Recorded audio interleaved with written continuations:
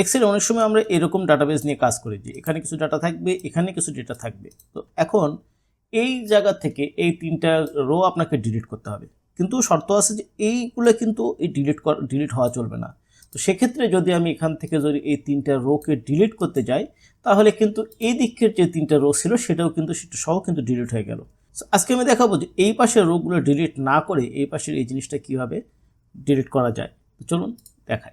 তো আমরা যে কয়টা রোকে ডিলিট করব সেই কয়টা রো এখানে সিলেক্ট করে নেব। ধরেন আমি এই 3টা রোকে ডিলিট করব, এটা সিলেক্ট করলাম। সিলেক্ট করার পরে এবার আমরা কিবোর্ড থেকে কন্ট্রোল এবং শিফট একসাথে প্রেস করার পরে এই যে এখানে যেরকম চিহ্ন আসবে মাউসের কর্নারে আসার পরে, এই চিহ্ন আসার পরে এটাকে টেনে ধরে এই যে সবুজ লেখা আসবে, এরপরে আমি এখান থেকে ছেড়ে দেবো। ছেড়ে দিলে এখানে দেখেন যে 3টা রো ছিল সেই 3টা রো কিন্তু এখান থেকে ডিলিট হয়ে গেছে এবং নিচে 3টা রো কিন্তু এখানে চলে আসছে। পাশাপাশি এদিকের যে রোগুলো ছিল সেগুলো কিন্তু অ্যাজ ইউজুয়ালি আছে।